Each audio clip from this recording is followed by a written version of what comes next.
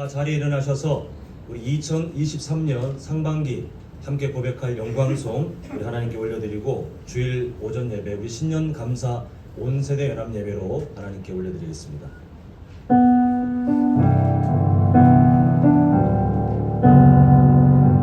우리 함께 고백합니다. 이곳에 생명샘 솟아나 눈물 골짝 지나갈 때에 오자나 열매 맺히고 웃음소리 넘쳐나리라. 우리 다시 한번 1절 고백합니다. 이곳에 생명샘 솟아나 눈물 골짝 지나갈 때에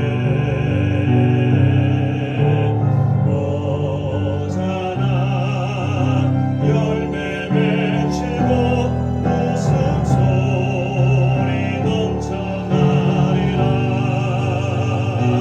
꽃들도 구름도 바람도 넓은 바다도 찬양하라 찬양하라 예수님.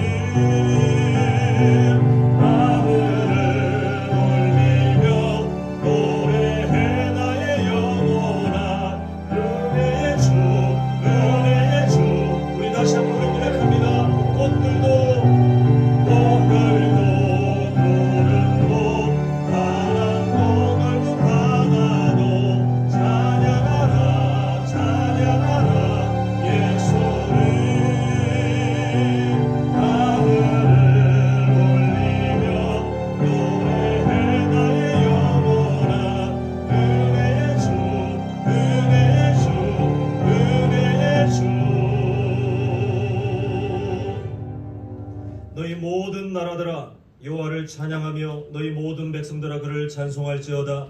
우리에게 향하신 여호와의 인자하심이 크시고 여호와의 진실하심이 영원하미로다. 아멘.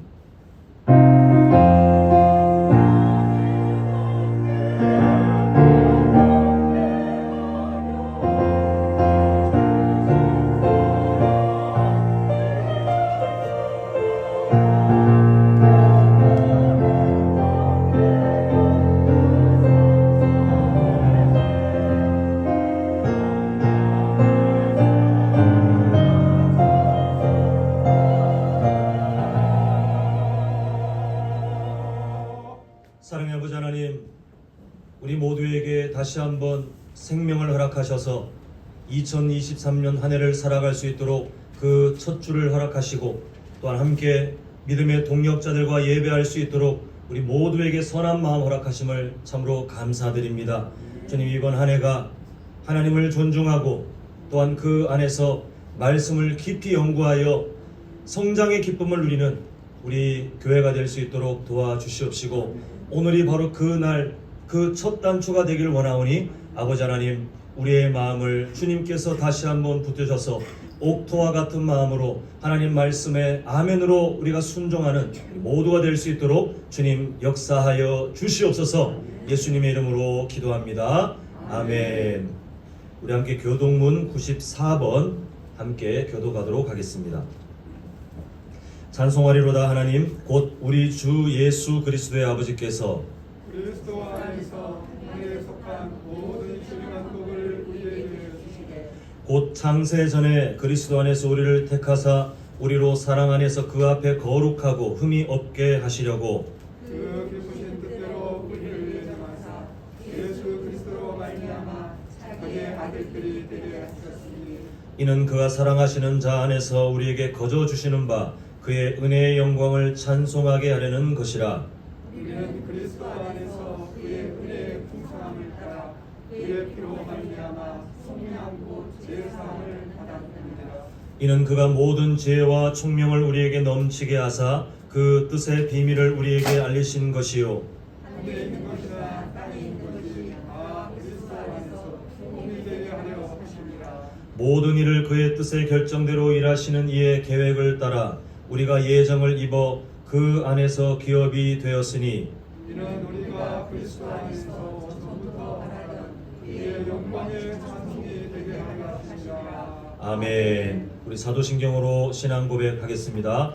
전능하사 전지를 만드신 하나님 아버지를 내가 믿사오며 그 외아들 우리 주 예수 그리스도를 믿사오니 이는 성령으로 잉태하사 동정녀 마리아에게 나시고 본디오 빌라도에게 고난을 받으사 십자가에 못 박혀 죽으시고 장사한 지 사흘 만에 죽은 자 가운데서 다시 살아나시며 하늘에 오르사 전능하신 하나님 우편에 앉아 계시다가 저리로서 산자와 죽은 자를 심판하러 오시리라. 성령을 믿사오며 거룩한 공회와 성도가 서로 교통하는 것과 죄를 사하여 주시는 것과 몸이 다시 사는 것과 영원히 사는 것을 믿사옵나이다. 아멘. 다 자리에 앉으셔서 우리 찬송가 66장 다 감사드리세 함께 찬양하시겠습니다.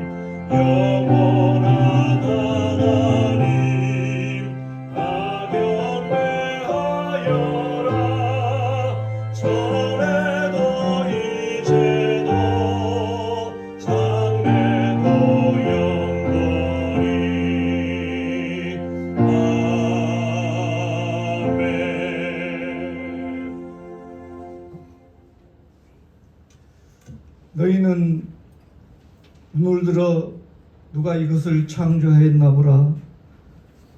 인간의 주관자 되시고 우리 생명의 주인 되신 거룩하신 하나님 아버지, 지난 1년 동안 사랑하는 우리 한남의 성도들을 지켜주신 하나님께 이 시간 감사를 드립니다. 2023년 새해에 우리 한남의 성도들의 안위를 지켜주시고 하나님의 은혜 가운데 살아갈 수 있도록 인도하여 주셨기를 간절히 기도드리옵나이다. 하나님 아버지, 새해에는 저희들이 요한 이 시의 삶을 살아갈 수 있도록 인도하여 주시고 세상의 헛된 탐욕을 버리고 길이요 진리요 생명이신 주님을 저희들의 삶의 지표로 살아갈 수 있도록 우리 하나님 은혜를 베풀어 주시옵소서. 하나님 아버지, 2023년에는 저희 성도들의 가정을 축복하셔서 가난케도 마옵시고 또 저희들에게 꼭 필요한 영의 양식과 육의 양식을 풍족하게 채워주시고 사랑하는 우리 한남의 성도들 사랑과 믿음 안에서 축복받는 가정들이 다 되게 하여 주시옵소서. 우리 한남재단을 사랑하시고 지금까지 인도하신 하나님 아버지 감사를 드립니다. 새해를 맞이하여 성장의 기쁨을 누리는 교회로 온 성도들이 복음 전하고 주님 앞에 기도하기를 간절히 원합니다. 주님의 명령을 힘써 준행하는 우리 한남재단이 되게 하시고, 이 재단을 통하여 믿지 않는 많은 영혼들이 구원받게 하시며, 또 주위의 어려운 이웃을 구제하고 우리 한남재단이 선교에 힘쓰는 교회가 되어서 우리 한남재단이 하나님께서 축복하시는 복의 근원이 되게 하여 주시옵소서. 특별히 이 성전에서 하나님께 복받는 자가 더욱더 많아지기를 간절히 기도하옵나이다. 특별히 우리 교회 각 기관마다 또 새해 진행하는 모든 일들이 하나님의 영광만 나타나게 하시고, 작은 일에도 서로 협력하여 선을 이룰 수 있는 이 재단이 되게 하여 주시옵소서. 우리 한남재단의 사랑하는 자녀들 앞길과 장래가 복되게 하시고 축복받는 하나님의 아들, 딸로 인도하여 주시옵소서. 우리 사랑하는 자녀들 만나는 사람마다 올해도 좋은 사람만 만나게 하시고, 우리 사랑하는 자녀들은 어느 곳에 있든지 항상 주님 품 안에 하게 하시며, 우리 자녀들이 이 사회에 꼭 필요한 일꾼들로 장성하게 하여 주시옵소서. 또 이 나라를 사랑하시는 하나님 아버지, 이 나라에 무엇보다 국정이 안정되게 하시고, 또 특별히 북한 핵 문제와 예수로부터 이 나라의 안보를 지켜주시되, 이 나라가 다시 한번 민족의 복음화가 일어나서 세계 열방 가운데 그리스도의 이름을 더욱 높이는 이 나라 이 민족이 되게 하여 주시옵소서. 또 우리 교회 사랑하는 아내를 떠나보내고 힘들어하시는 우리 서한성 집사님을 우리 하나님께서 인도하시고, 또 모든 장례 절차를 잘 마무리할 수 있도록 은혜를 베풀어 주시옵소서. 이 시간 말씀을 전하실 목사님, 주님의 능력으로 붙들어 주시고 하늘 문을 여시사 하늘에 신령한 은혜를 우리 목사님께서 목사님 머리 위에 부어주시고, 대화나는 말씀을 통하여 모든 근심과 모든 근심이 다 물러가고 저희 성도들의 심령의 평안과 기쁨이 넘치게 하여 주실 줄 믿고 감사를 드립니다. 이 자리에 참석한 우리 한남의 모든 성도들 주님의 말씀으로 위로받게 하시고, 또 새 힘을 얻는 귀한 예배 시간이 되게 하여 주시옵소서.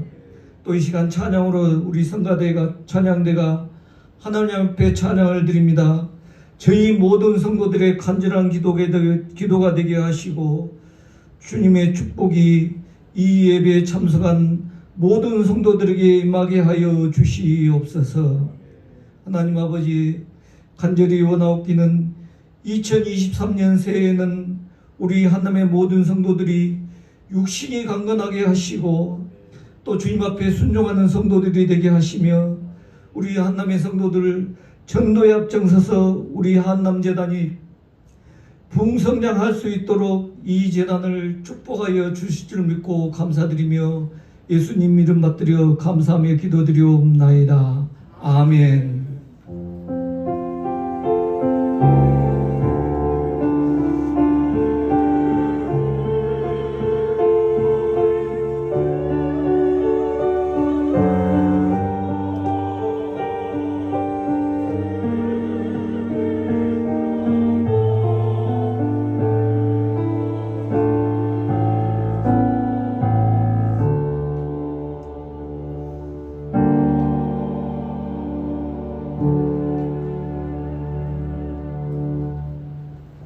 오늘 함께 나눌 말씀은 사무엘상 17장 38절부터 51절까지인데요. 우리가 읽을 때는 45절, 46절, 47절 이렇게 세 절을 읽도록 하겠습니다. 사무엘상 17장 38절부터 51절까지인데요. 일단 성경 있으신 분들 다 찾으시고요. 우리 읽을 때는 45절부터 47절까지 교독하시고 우리 47절을 함께 읽도록 하겠습니다. 제가 먼저 41절을 읽겠습니다. 다윗이 블레셋 사람에게 이르되 너는 칼과 창과 단창으로 내게 나오거니와 나는 만군의 여호와의 이름 곧 네가 모욕하는 이스라엘 군대의 하나님의 이름으로 내게 나아가노라. 오늘 여호와께서 너를 백성의 눈이 주시니 내가 너를 쳐서 내 목을 베고 블레셋 군대의 시체를 오늘 공중의 새와 땅의 짐승들에게 줘 온 땅으로 이스라엘의 하나님이 되시기를 알게. 함께 읽습니다. 또 여호와의 구원하심이 칼과 창에 있지 아니함을 이 무리에게 알게 하리라. 전쟁은 여호와께 속한 것인즉 그가 너희를 우리 손에 넘기시리라. 아멘.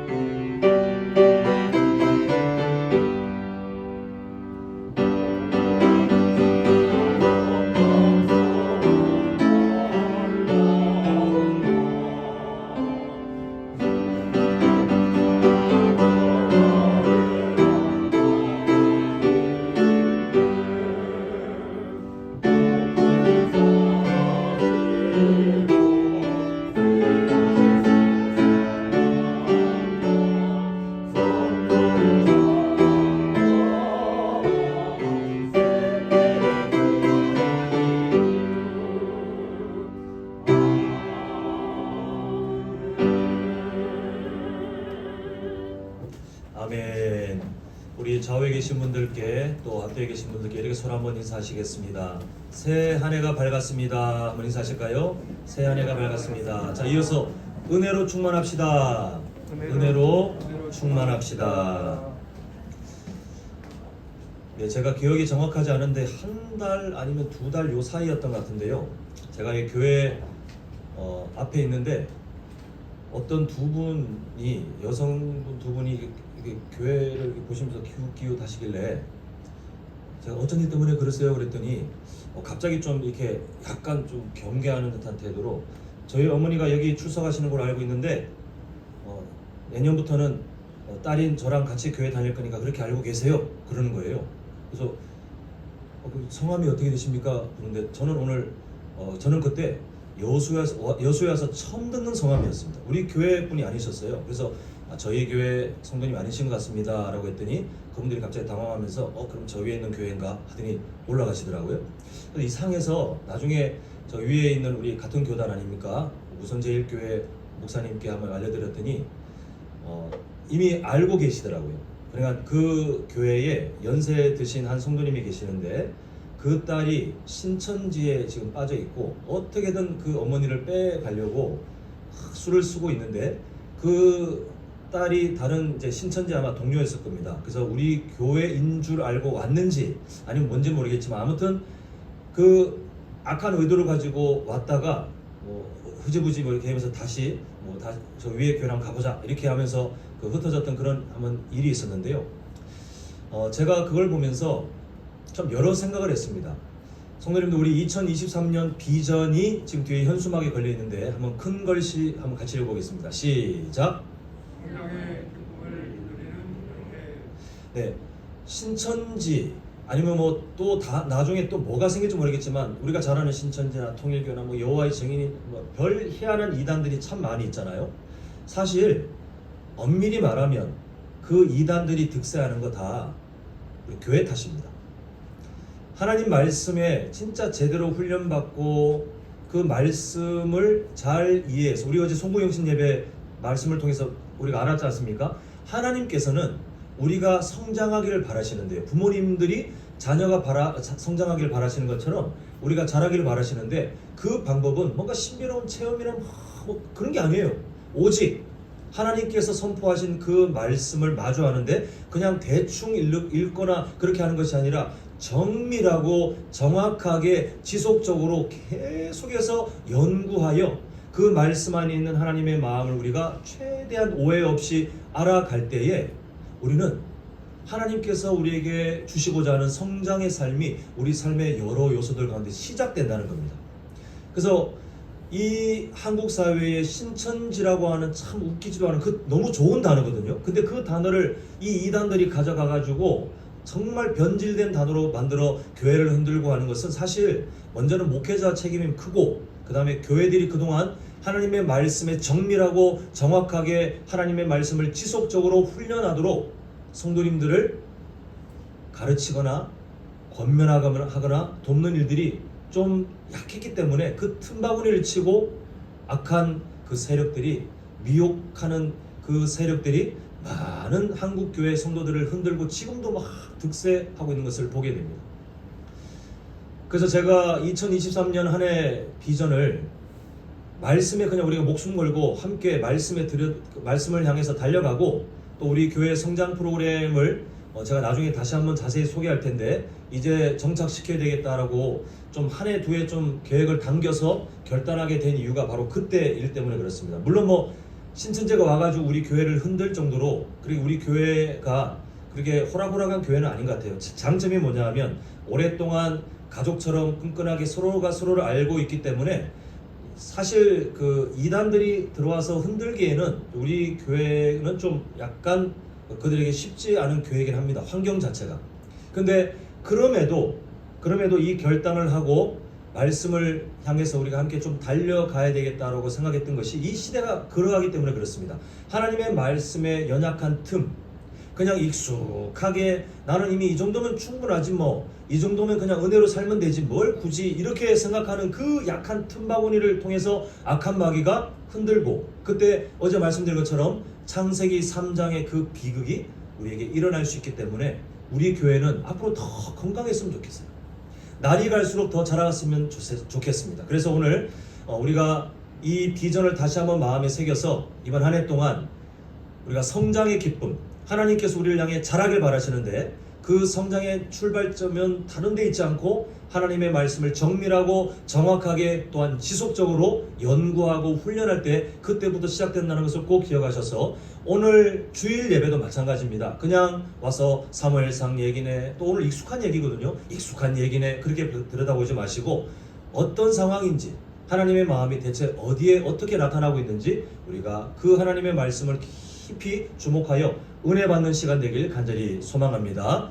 자, 우리가 몇 주 전이긴 했습니다만 제가 이 본문을 그 17장 요 전 내용을 말씀드릴 때 제가 성도님들께 미리 한번 경계를 한번 해드린 게 뭐냐 하면 너무 잘 아는 이야기 심지어 예수님 안 믿는 사람들도 아는 이야기이기 때문에 우리가 자칫 잘못하면 아는 얘기네 슉 지나갈 수가 있어요. 그런데 이 사건들은 사실 다윗이 골리앗 이겼네 와 대단해 신기한 이야기야 이렇게 볼 것이 아니라 그 안에 하나님의 통치 법칙이 많이 담겨 있습니다. 그래서 오늘도 같은 내용으로 좀 봤으면 좋겠는데요. 지금 골리앗이라는 그 블레셋 사람이 나타나서 이스라엘 백성들에게 두려움이 되었었죠. 우리 전 내용입니다. 근데 우리가 이 전 내용이 뭐냐면 현상 겉에 드러나는 그 거대한 사람이 있네 와 우리 질 것 같아 이 현상에 사로잡힌 사람들은 아무것도 못했어요.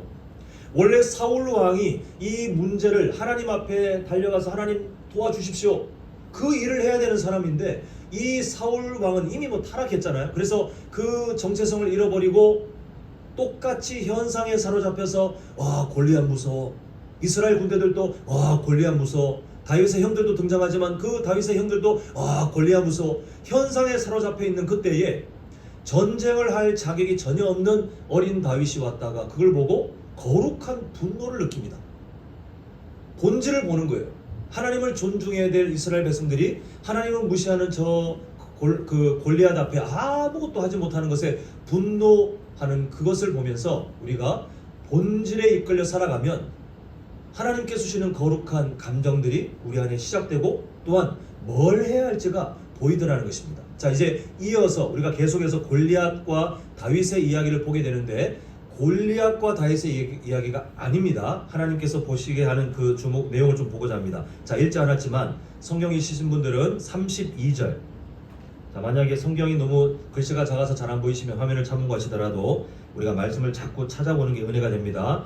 자, 32절 보시면 다윗이 사울에게 말하되 그로 말미암아 사람이 낙담하지 말 것이라 주의 종이 가서 저 블레셋 사람과 싸우리이다 하니. 이 본문이 어떻게 읽혀지세요?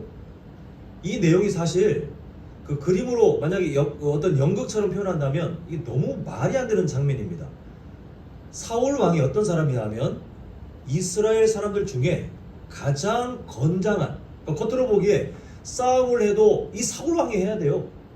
사울 왕이 해야 유리해요. 하나님께서 그렇게 이스라엘 백성들이 원했기 때문에 그럼 너희들이 원하는 것처럼 내가 건장한 세상 왕처럼 싸움 잘할 만한 왕을 내가 세워줄게라고 세워주셨는데 지금 사울 왕이 아무것도 안 하고 있을 그때에 전쟁을 할 수 없는 어린 다윗이 와가지고 그 소년 다윗이 와서 하는 말이 위로합니다.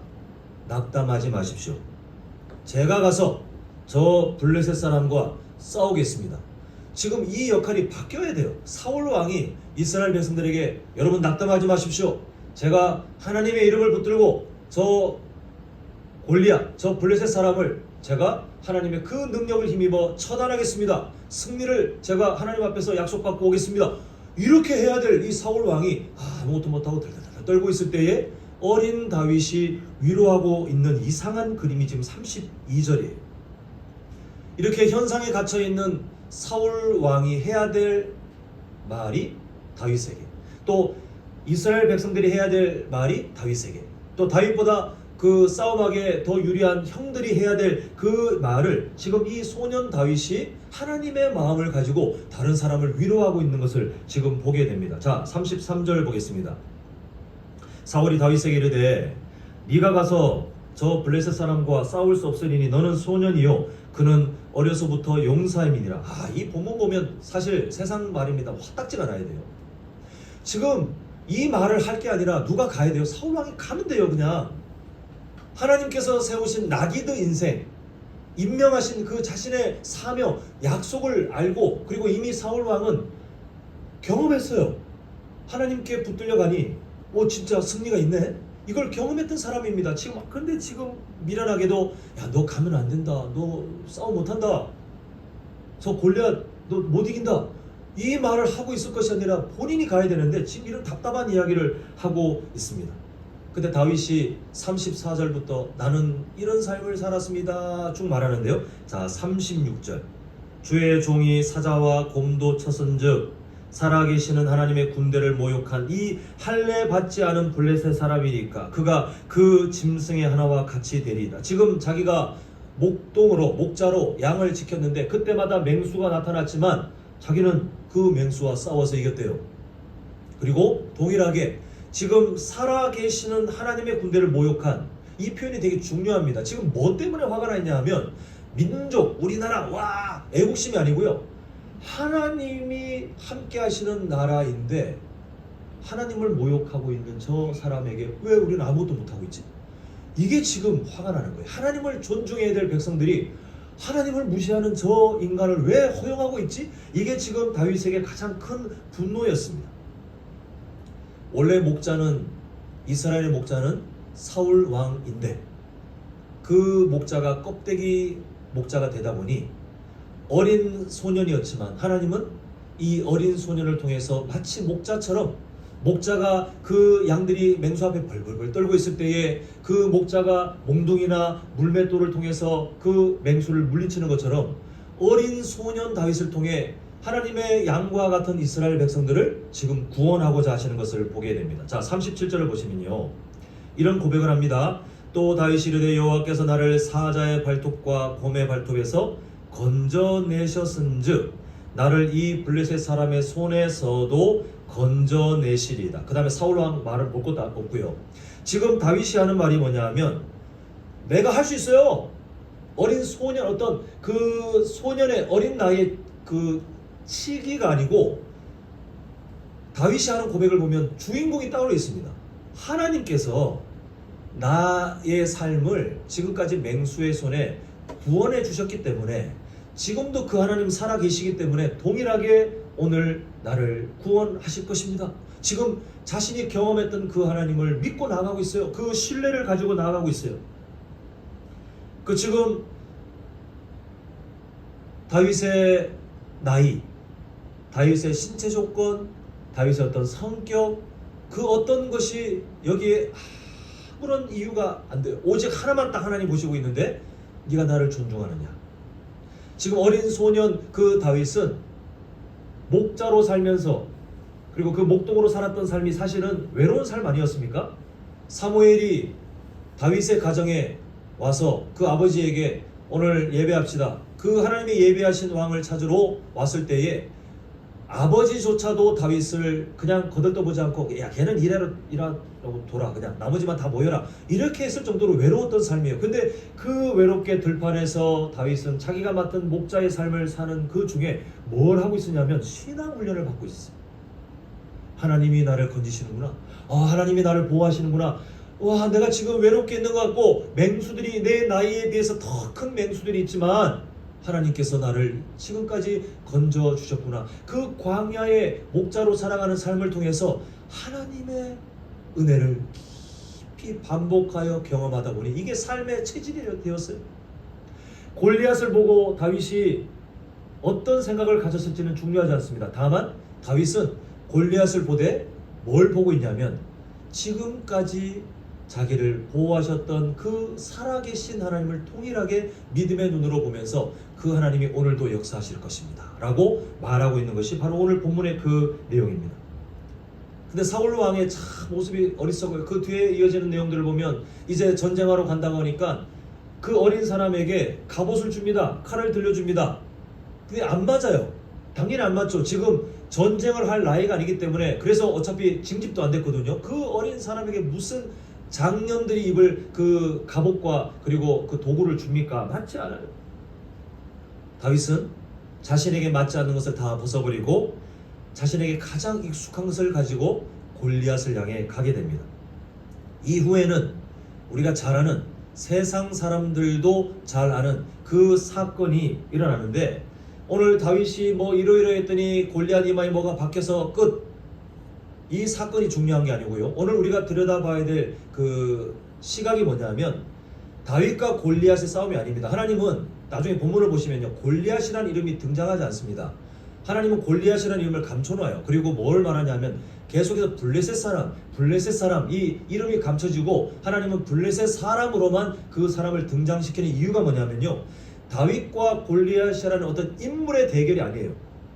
하나님께서는 하나님을 무시하는 블레셋 사람에게 하나님을 존중하는 다른 사람을 준비해서 과연 하나님이 존중받을 뿐인지 이 블레셋 사람이 계속해서 무시하는 것처럼 그렇게 무시당할 그냥 가짜 신인지를 하나님이 오늘 본문을 통해서 드러내고 있습니다. 다시 말해, 하나님을 존중하지 않는 그 시대에, 하나님을 존중해야 되는 왕조차도 하나님을 무시하는 그 시대에 하나님을 존중하는 어린 한 사람을 통해서 하나님을 무시하는 사람들에게 하나님이 진짜 하나님인지 아닌지를 하나님께서 뭘 계획을 갖고 계시냐면, 내가 드러낼게, 내가 한번 보여줄게. 지금 이게 바로 오늘 사건의 내용입니다. 그래서 다윗과 골리앗이라고 우리가 어떤 인물 구도로만 절대 보면 안 되고, 그 사건 맥락에 있는 하나님을 존중하느냐 존중하지 않느냐, 하나님께서 지금 뭘 드러내려고 하시느냐, 우리가 그 내용을 좀 봐야 되겠습니다. 자, 우리가 잘 아는, 우리가 아까 읽긴 했습니다만 45절부터 한번 좀 봤으면 좋겠는데요. 강조되는 단어에 표시했습니다. 보시면 다윗이 블레셋 사람에게 이르되 너는 칼과 창과 단창으로 내게 나오거니와, 그 다음에 이 다윗이 품고 있는 가장 강력한 힘이 뭐냐 하면 바로 만군의 여호와의 이름. 제가 여러 번 말씀드렸죠. 구약의 그 시각으로는 이름이라는 게 아주 중요한데 그 이름은 어떤 대상 그 자체에 의미가 있어요. 그래서 만군의 여호와의 이름이라는 것은 그냥 주술적인 어떤 의미가 아니라 내가 그 이름을 붙들고 나가기 때문에 그 이름의 주인공 되시는 하나님도 나와 지금 함께 계셔. 이 믿음입니다. 지금 계속해서 이어지는 것을 보니까 곧 네가 모욕하는 이스라엘 군대의 하나님의 이름. 너는 하나님을 무시하지만 나는 그 하나님의 이름 가지고 난 나왔어. 그 하나님과 함께 지금 나왔어. 이걸 외치면서 46절 오늘 여호와께서 너를 내 손에 넘기시리니 내가 너를 쳐서 네 목을 베고 블레셋 군대의 시체를 오늘 공중의 새와 땅의 들짐승에게 주어 온 땅으로 이스라엘의 하나님이 계신 줄 알게 하겠고. 지금 사울 왕과 이스라엘 백성들이 사실 이걸 해야 돼요. 이걸 하라고 하나님께서 하나님의 백성으로 하나님의 군대로 임명해놨는데 이걸 못하고 있다 보니 어린 소년이 선언하는 사명이 뭐냐면 오늘 이걸 드러내겠다. 나의 삶을 통해 하나님이 정말 살아계심을 내가 드러내겠다. 지금 말하고 있습니다. 자, 47절 또 여호와의 구원하심이 칼과 창에 있지 아니함을 이 무리에게 알게 하리라. 전쟁은 여호와께 속한 것인즉 그가 너희를 우리 손에 넘기시리라. 사랑하는 성도 여러분, 이 47절 고백은요 이스라엘 역사 가운데 하나님이 끊임없이 말씀하셨어요. 끊임없이 내가 너희들을 구원하고 너희들을 지키고 너희들을 승리하게 하는 그 방법은 세상의 방법이 아니야. 그렇게 말씀하시면서 하나님이 출애굽부터 가나안 땅 정복 그리고 그 이후에 하나님께서 이스라엘 백성들이 존재하도록 하시는 그 모든 방법들을 보면 세상이 의지하는 칼과 창, 어떤 사람들의 숫자가 전혀 아니었어요. 항상 하나님은 반전의 하나님. 제가 성경에 있는 키워드 말씀드렸죠. 반전의 하나님. 하나님께서는 늘 그 반전의 하나님으로 내가 너희들 보호하니까 세상 방법 의지하지 마라. 내가 그거 아니라도 너희들 충분히 구원할 수 있다. 이렇게 말씀하신 것이 바로 이스라엘의 역사입니다. 근데 지금 그 역사를 사울 왕도 잊었어요. 이스라엘 백성들도 잊었어요. 누가 기억하고 있냐면 다윗, 그 어린 소년 다윗이 기억하여 하나님께서 어떻게 하셨는지를 지금 드러내고자 선언하고 있는 것이 오늘 바로 47절까지의 내용입니다. 다윗의 입술이 마치 예언처럼 이렇게 할 것이다 라고 하는 그 일이 실제로 일어나고, 그리고 하나님께서는 다윗을 통해 뭘 드러내시냐면 하나님이 지금도 살아계시며 하나님께서 하나님을 존중하는 사람을 과연 하나님이 존중하시는지 존중하지 않는지, 사무엘상의 핵심 가치이며 이 우주를 통치하시는 하나님의 변치 않는 그 원리인 나를 존중하는 자를 내가 존중하겠고가 진짜인지 아닌지를 오늘 본문을 통해서 드러내고 계시는 것을 보게 됩니다.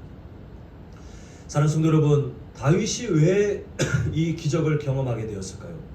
이 승리를 어떻게 경험하게 되었을까요? 제가 한번 이걸 좀 읽어드리고 싶습니다. 하나님께서 기뻐하시는 자리에 있고 하나님께서 기뻐하시는 뭔가를 하면 하나님께서 기적을 선물로 주신다. 우리 한번 같이 한번 화면을 보시고 읽어보겠습니다. 자, 시작. 하나님께서 기뻐하시는 자리에 있고 하나님께서 기뻐하시는 뭔가를 하면 하나님께서 기적을 선물로 주신다. 이 사실을 믿으십니까? 이걸 누렸던 사람이 사울 왕이고, 그리고 오늘 그 사건 가운데 이걸 누려야 했던, 가장 먼저 누려야 했던 사람이 사울 왕이었습니다. 그런데 이 원리를 다 벗어나 버렸어요. 그리고 아무것도 하지 못하며 하나님을 무시하는 블레셋 사람에게 똑같이 모욕을 당하는, 결국은 똑같이 하나님을 업신여기는 인생이 된 것을 보게 됩니다. 근데 다윗은 어린 사람이었죠. 우리가 그 전 내용에서 봤지만 어린 사람이었지만 하나님께서 기뻐하시는 자리가 뭔지를 알았어요. 그리고 그 자리에 있다 보니 하나님께서 기뻐하시는 그 뭔가를 찾아 나갑니다. 그리고 오늘 본문에 이르러서 그때 하나님께서 기적을 선물로 주시는 것을 보게 됩니다. 어떤 사람들은요, 이 다윗이 골리앗을 이길 수 있었던 방법들을 어떻게 설명하냐 하면 다윗이 보기에 골리앗이 참 거대했지만 거대했기 때문에 오히려 물맷돌로 맞히기 쉬웠다. 그래서 우리가 앞으로 인생을 살아갈 때 큰 문제가 있다 할지라도 낙심하지 말고 그 문제가 크면 클수록 더 기적을 또 승리를 맛보기 쉽다. 이렇게 가르치는 분들이 계셨습니다. 물론 어떤 의미로 맞는 것 같아요. 또 어떤 분들은 어떻게 말하냐면요. 다윗이 어떻게 승리한 줄 압니까? 평상시에 열심히 목동으로 살면서 물맷돌 던지는 일에 최선을 다하기 때문에 그 일에 너무나도 능숙했기 때문에 그래서 골리앗에게 승리할 수 있었습니다. 그래서 평상시에 여러분에게 익숙한 일들을 최선을 다하십시오. 학생들은 공부에 최선을 다하시고 또 직장에 다니시는 분들은 자신의 업무에 최선을 다해서 하나님이 언젠가 그 익숙함을 그 능숙함을 쓰실 때 사용되어야 됩니다라고 말씀하시는 분들도 봤습니다. 어떤 의미로 맞는 것 같습니다. 근데 우리 성도님들께 한번 질문하고 싶어요. 그러면 다윗이 승리를 경험했던 이유는 정말 물맷돌을 능숙하게 던져서 그렇다면 그 자리에 그 어떤 물맷돌을 능숙하게 던지는 사람이 있어도 동일하게 똑같은 결과가 있어야 돼요. 하나님을 무시하는 사람이든 하나님을 업신여기지 않는 사람이든 그 자리에 물맷돌을 진짜 세계에서 가장 잘 던지는 사람이 다윗보다 더 잘 돌리는 사람이 그 자리에 있으면 그 말이 맞다면 그렇게 그 일이 똑같이 일어나야 됩니다. 그런데 사실 그게 아니잖아요. 다윗이 능숙하게 그 일을 한 것은 맞습니다만 그게 승리로 이어지는 원인이 아니에요. 애시당초 다윗이 골리앗을 그 물맷돌 하나로 이기는 것은 불가능입니다. 다윗이 그 물맷돌로 그동안 맹수들을 그 어린 사람이 체구도 작고 아직은 힘이 어린 그 사람이 맹수들을 이겨냈던 것은 물맷돌을 기가 막히게 던졌던 명사수처럼 그렇게 할 수 있었던 사람이기 때문이 절대 아니에요. 오늘 본문이 뭘 말하고 있냐면 다윗이 그렇게 열심히 자신의 삶을 산 것은 맞지만 그게 기적의 원인이 아니라 기적의 원인, 승리의 원인은 전적으로 하나님의 태도에 있었어요. 하나님을 향한 태도에 있었어요. 설령 저는 이렇게까지 한번 말씀드리고 싶습니다. 설령 다윗이 솜씨가 좀 없고 타고나기를 운동신경이 부족해서 물맷돌을 잘 못 던지고 좀 서툰 면이 있어도 똑같이 하나님을 존중하며 하나님께서 기뻐하시는 자리가 어딘지를 알고 그 자리에 가서 하나님께서 기뻐하실 뭔가를 찾고 그 자리에 하나님을 존중하는 그 마음으로 하나님의 이름을 붙들고 그동안 경험했던 살아계신 하나님을 신뢰하며 나아가면 서툴었어도 다윗은 승리를 경험했을 거예요. 그게 하나님의 방식입니다. 우리는 자꾸 인본주의적인 어떤 일들을 찾아내려고 해요. 우리가 어떤 노력을 하는 것은 맞지만 그게 기적의 원인이 아닙니다. 우리는 살아가며 여러 일들을 만납니다. 사랑하는 성도 여러분, 2023년 한 해 동안 우리가 나중에 이제 또 한 해가 가서 12월 31일 송구영신 예배 때 다시 또 건강하게 뵙게 되겠는데요. 그 사이에 어떤 일들이 있을까요? 우리 성도님들의 삶이 모두가 정말 잔잔한 물가처럼 평안한 삶을 사시길 저 개인적으로 원하지만 제가 경험한 인생은 그렇지 않다입니다. 그것은 너무 큰 욕심이에요. 우리가 그게 인생의 목적이 되면 늘 실망할 겁니다. 하나님 저를 버리셨습니까? 아니요. 하나님 우리를 버리시는 게 아니라 하나님께서는 가장 선한 방법으로 환경 가운데 우리를 성장의 기쁨을 누리도록 때로는 지금 다윗이 어떤 삶을 살았습니까? 다윗도 그냥 굴복의 삶을 많이 살았잖아요. 여러분들의 삶 가운데 앞으로 어려운 일이 있을 겁니다를 제가 예언하듯이 선포하는 것이 아니라 우리 인생이 원래 고단합니다. 그게 정상입니다. 그런데 우리 성도님들이 살아가는 그 인생길에 하나님의 승리와 기적을 맛볼 수 있는 비결은 하나밖에 없어요. 오늘 화면에 있는 것처럼 우리가 하나님께서 기뻐하시는 자리에 반드시 있고 그리고 그 자리에서 뭘 해야 될지 하나님께서 기뻐하시는 그 뭔가를 찾아내고 또한 그 삶을 향해 서툴더라도 우리가 그 삶을 순종하는 그 믿음의 현재를 살아가면요 하나님이 일하시는 거예요. 우리는 그렇게 다윗이 고백하기를 제가 광야에서 목동으로 살고 있을 때 맹수를 이겨냈고요, 곰을 이겨냈고 사자를 이겨냈고 그런 맹수들을 이겨냈고 할 때 우리는 그냥 쉽게 글자 몇 글자를 읽었지만 한번 생각해 보세요. 우리 여기 주일학교 아이들이 있는데 그 아이들이 들에 그 목동으로 나갔는데 지금 곰이 있다고 생각하면 우리 성도님들이 부모님이라면 뭐 어떻게 생각하시겠어요? 그 사실 현실적으로 너무나도 큰 고통이며 두려움 아닙니까? 근데 이 다윗이 그 두려움들을 하나하나 경험하면서 하나님께서 기뻐하시는 자리에 있고 하나님께서 기뻐하시는 뭔가를 찾아내고 그리고 그 하나님을 신뢰하며 나갔더니 하나님께서는 그 광야에서도 누적되는 은혜를 경험하게 되어 오늘 본문의 사건까지 이어지게 하셨던 것처럼 우리도 마찬가지예요. 오늘 신년 감사 우리가 온세대 연합예배로 1월 1일을 드리고 이제 2일, 3일, 4일 계속 이어지겠습니다만 그 매일매일마다 우리 성도님들께서 하나님이 기뻐하시는 자리가 뭔가를 찾아가셔야 됩니다. 거기에서 기적이 출발돼요. 그 일을 하지 않고 하나님 내 삶에 승리가 있기를 원합니다. 하나님의 기적이 나타나기를 원합니다. 그건 하나님을 우롱하는 일입니다. 우리는 하나님이 주신 지혜가 있기 때문에 설령 서툴더라도 괜찮아요. 우리의 삶 가운데 때로는 나에게 부담되는 일, 때로는 나에게 두려운 일, 때로는 나에게 손해가 되는 일이 될지라도 그 자리가 하나님께서 기뻐하시는 자리라면 우리는 이 악물고 갈 때 거기서부터 기적이 시작돼요.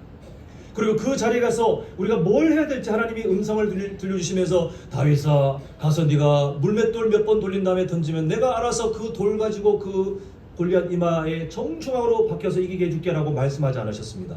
다윗은 자기가 가서 뭔가를 했을 뿐이에요. 그냥 익숙한 자기가 할 수 있는 최선을 다했을 뿐이에요. 그런데 하나님이 역사하셨잖아요. 우리도 마찬가지입니다.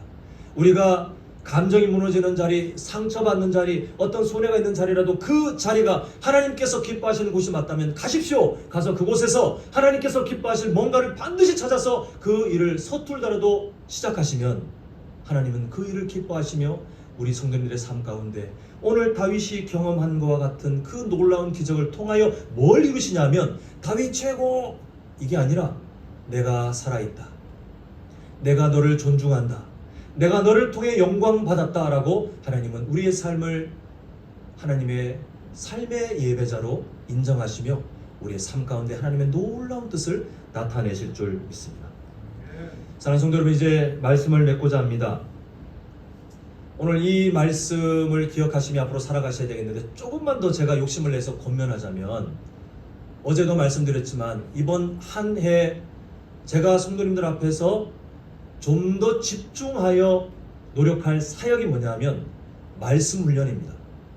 아까 그 이유도 말씀드렸고 어제 송구 영신 예배 때 제가 간증했잖아요. 저는 사실 미루려고 했는데 하나님께서 저를 그냥 멱살 잡고 끄는 것처럼 재정적인 문제까지 해결해서 저를 그 자리에 갖다 놔서 저는 사실 인간적으로 좀 피곤한 6개월을 보내야 돼요. 너무 힘들 것 같아요. 되게 힘들다고 해요. 그 수료하는 과정들이 정말 쥐어짜듯이 훈련받기 때문에 힘들다고 해요. 저도 편하고 싶습니다. 근데 하나님께서 저와 우리 성도님들이 말씀을 정밀하고 정확하게 지속적으로 연구하여 하나님의 마음을 더 알아가게 하시려고 저를 그냥 등 떠밀듯이 보내고 계시는 그 이유는 다른 게 없어요. 뭐 때문에 그렇습니까? 우리 성도님들이 한 해 동안 성장의 기쁨을 누리게 하시기 위한 그 아버지의 마음, 하나님의 마음이 이 일들을 이루어 가시는 줄 믿습니다. 우리 성도님들이 하실 일은 뭐라 그랬죠? 그냥 열심히 이렇게 합시다. 같이 가겠습니다. 하시면 돼요. 자, 이번에 이거 합시다. 그렇게 같이 가겠습니다. 이 마음으로 그냥 따라오시면 됩니다. 그럼 제가 서툴지만 배운 거 열심히 나눠드리고 제가 갖고 있는 뭐 경험이 이 세상의 신학 박사 수준은 아니겠지만 그 낮은 수준이라도 할 수 있는 것들을 다 나눠드리다가 저도 나중에 천국 가려고 하니까요.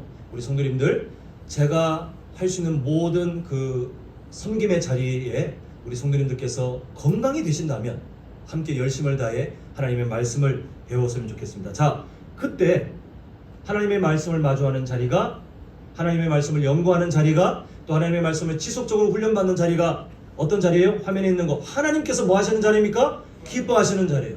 또 그 자리에 우리가 졸리고 때로는 뭔 말인지 모르겠는데 내가 왜 이스라엘 지형을 배우고 이스라엘 역사를 배워야 돼? 그런 마음이 든다 할지라도 그러나 그래도 하나님이 기뻐하시겠지. 그러니까 나에게 이 일을 지금 하나님께서 여셨겠지. 이렇게 우리가 그 하나님의 마음을 헤아리는 마음으로 기뻐하시는 뭔가를 시작하면 어떤 일이 일어납니까? 그 자리마다 하나님이 주시는 놀라운 기적과 은혜들이 우리에게 있을 줄 믿습니다. 믿으십니까? 우리 그 역사를 기대하면서 다시 한번 자 화면 읽겠습니다. 우리의 삶과 또 앞으로 있을 우리 성장 프로그램 가운데 하나님의 그 역사를 기대하면서 읽겠습니다. 시작. 하나님께서 기뻐하시는 자리에 내가 있고 하나님께서 기뻐하시는 뭔가를 내가 드리면 하나님께서 내게 뭘 선물로 주세요? 기적을 선물로 주신다. 믿으십니까? 자, 우리 좌우에 계신 분들께 이렇게 서로 한번 권면하시겠습니다. 천국 갈 때까지 말씀 공부합시다. 시작. 천국 갈 때까지 말씀 공부합시다. 자, 제가 지금 말씀하는 우리 성도들 얼굴 다 봐놨습니다. 저 하나님 앞에 약속한 거예요. 우리 그렇게 함께 성장의 기쁨을 누리는 우리 모두가 되시길 간절히 소망합니다. 기도하겠습니다. 사랑의 아버지 하나님, 하나님께서는 우리가 지금 현재 상태에 머물러 있기를 원치 않으시고 마치 우리가 어린 자녀들을 볼 때 더 건강하게, 더 지혜롭게, 더 놀라운 것들을 누리며 살길 바라는 그 부모의 마음처럼 하나님께서 우리가 이전보다 더 성장하며 앞으로의 삶이 하나님의 마음을 알아가는 더 건강한 성숙한 성도가 되게 하시려는 그 사랑을 참으로 감사드립니다. 주님, 이번 한 해 동안 하나님이 그 상황들을 여셔서 우리 모두가 하나님의 말씀을 더 정밀하게, 더 정확하게, 또한 지속적으로 말씀을 마주하도록 환경을 열고 계시는데 아버지 하나님, 그 자리가 하나님께서 기뻐하시는 자리이기에 우리 모두가 그 자리에 있기를 원합니다. 열심으로 말씀 배우게 하시고 그 말씀을 연구하고 훈련하는 그 자리를 통하여 우리의 삶이 하나님께서 기뻐하시는 성장의 삶, 무엇보다 예수님의 그 장성한 분량에 이르기까지 우리가 자라가는 기적의 출발점, 또한 우리가 승리의 출발점이 될 수 있도록 하나님 함께하여 주시옵소서. 예수님의 이름으로 기도합니다. 아멘. 자, 오늘 말씀을 기억하시면서 우리 찬송가 323장 함께 고백하겠습니다. 우리 헌금위원들 자리해 주시고요. 찬송가 323장 우리 힘차게 함께 찬양하시겠습니다.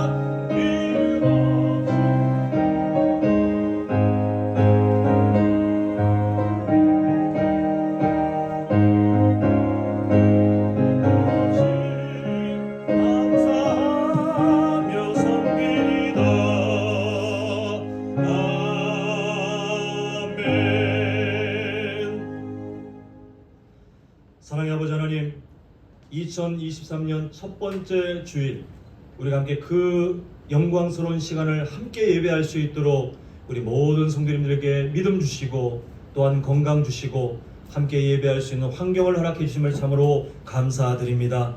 주님, 우리 성도님들 이번 한 해도 작년과 동일하게 매 순간마다 하나님을 존중하며 하나님을 나의 왕으로 인정하며 예배 드릴 때에 주님께서 기쁘게 받아주시옵시고, 특히 이 세상에 재물을 죄인 삼지 않고 하나님께 귀한 예물 드리며 나아갈 때 아버지 하나님, 그 드려지는 손길 아버지 하나님께서 기억하셔서 하나님께서 기뻐하시는 모든 사역들에게 아버지 하나님 사용될 수 있도록 주님께서 함께하여 주시옵소서. 하나님 드려진 11조, 또 감사헌금, 일천번제헌금과 건축헌금, 선교헌금, 찬양 도서 구제헌금, 또 신방감사헌금과 생일감사헌금, 아버지 하나님 또한 주일헌금과 또 다양한 간구의 제목으로 주님께 나아가는 우리 모든 성도님들 아버지 하나님 드려지는 손길, 이 세상 너무나도 힘든 세상이지만 그 드려지는 손길이 메마르지 않도록 주님께서 풍성한 삶의 복을 허락하여 주시옵시고, 이번 한 주간도 하나님을 존중하며 하나님께서 기뻐하시는 자리에 하나님께서 기뻐하시는 뭔가를 찾아갈 수 있는 그 기적의 사람들이 될 수 있도록 주님께서 은혜를 더하여 주시옵소서.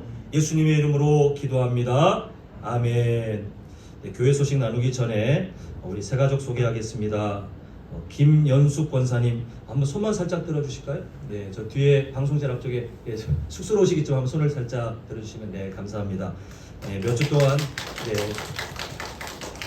우리 성도님들의 마음이 얼마나 그 축하하고 싶은 마음이 앞장서신지 제가 안내를 하기도 전에 그냥 막 박수를 치시고 너무 좋습니다. 우리 교회 이렇게 너무 좋은 교회입니다. 몇 주 동안 계속해서 이렇게 예배를 함께 드리시면서 이렇게 이제 등록을 결단하시는데요.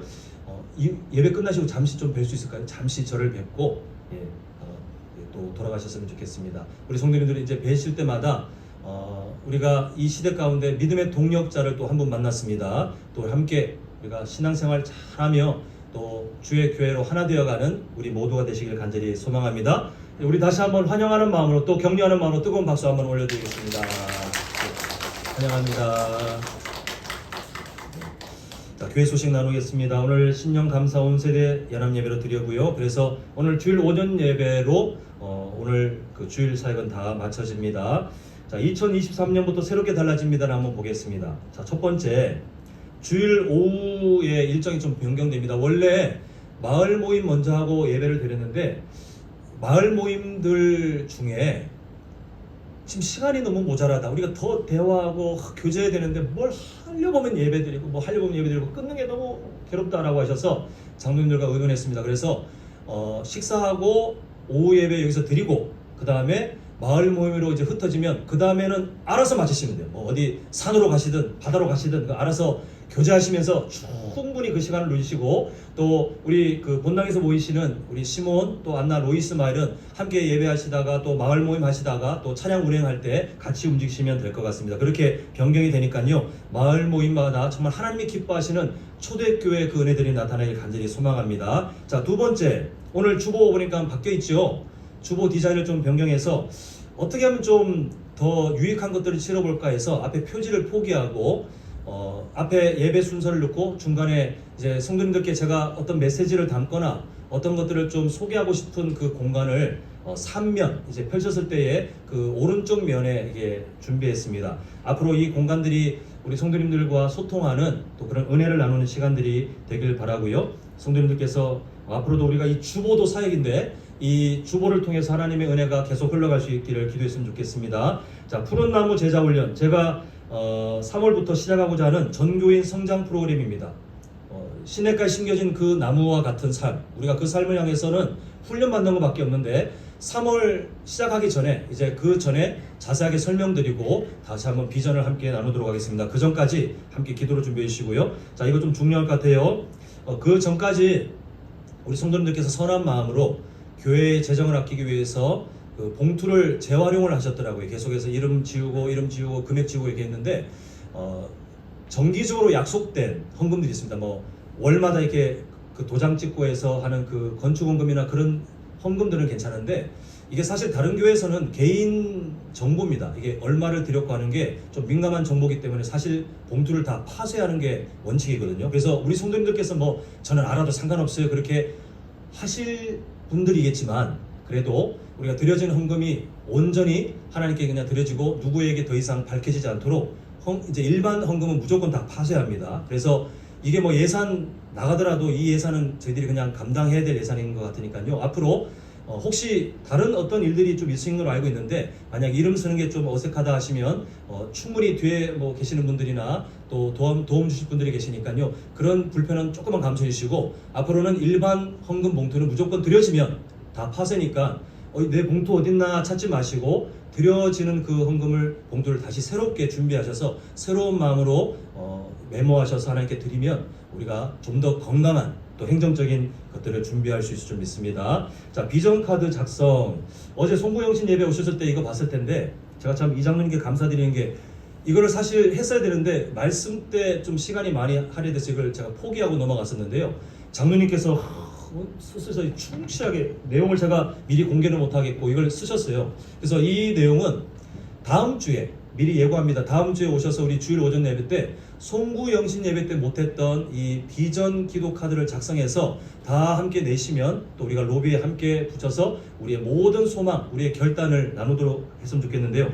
미리 준비하시면 좋겠습니다. 주보 보시면 세 가지 주의가 있습니다. 하나님의 사랑의 삶이 이번 한 해 동안 어떻게 하면 성장할까? 또 이웃 사랑을 내가 그 삶을 성장해야 되는데 어떻게 결단할까? 또 우리 일상 가운데 하나님 이게 참 지금 해결돼야 됩니다. 이런 기도 제목들을 한 가지 이상 만약에 자리가 넘치면 용지가 넉넉하니까 또 적으시고 해서 우리가 함께 다음 주에 그렇게 하나님 앞에 우리의 간구를 올리도록 하겠습니다. 장례 아내입니다. 우리 고 김기림 성도님 소천하셨고요. 서한석 집사님 아내 되십니다. 주일날 원래는 발인 날짜인데 이제 주일이 겹쳤기 때문에 내일 4일장으로 해서 내일 오전 8시에 발인이고 발인 예배는 30분 전인 7시 반에 여천 전남병원 장례식장에서 드려집니다. 성도님들 같이 가실 분들 같이 가셔서 또 위로의 마음 전했으면 좋겠습니다. 이번 안내입니다.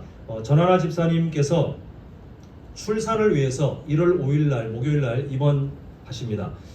아까 보니까 제가 이거를 말씀드릴까 하다가 그냥 유치할 것 같아서 말씀 안 드리는데 성가대에 함께 이렇게 정말 만삭의 몸으로 서 있는데 야 우리 교회가 참 복된 게 신생아를 뛰어넘는 출생도 전인 생명까지 지금 예배드리는 참 놀라운 그런 믿음 또 그런 교회라 이게 저력이 있다 싶었습니다. 우리 전하나 집사님 입원 잘하셔서 출산이 힘들지 않도록 기도해 주시고 또 그 이후에 또 출산 소식이 있으면 함께 또 안내하도록 하겠습니다. 다 자리에 일어나셔서 우리 영광 폐회송 함께 찬양하고 주일 오전 예배 마치도록 하겠습니다. 우리 2절 고백합니다. 우리가 미래를 기대하며 그날에 하늘이 열리고 모든 이가 보게 되리라. 마침내 꽃들이 피고 영광에 우리 다시 한번 다시 오실 주님을 기대하며 2절 고백합니다. 그날의 하늘이 열리고 모든 이가 보게 되리라. 주님 오실 그날을 고대합니다. 마침내 꽃들이 피고 영광의 주가 오실 그 아름다운 날을 고대하며 꽃들도 푸르고 바람도 넓은 바다도 찬양하라 예수를 하늘을 울리며 노래해 나의 영혼아 은혜 예수 다시 오실 주님을 고대하며 두 손 높이 들고 꽃들도 구름도 바람도 넓은 바다도 찬양하라 예수를 하늘을 울리며 노래해 나의 영혼아 은혜 예수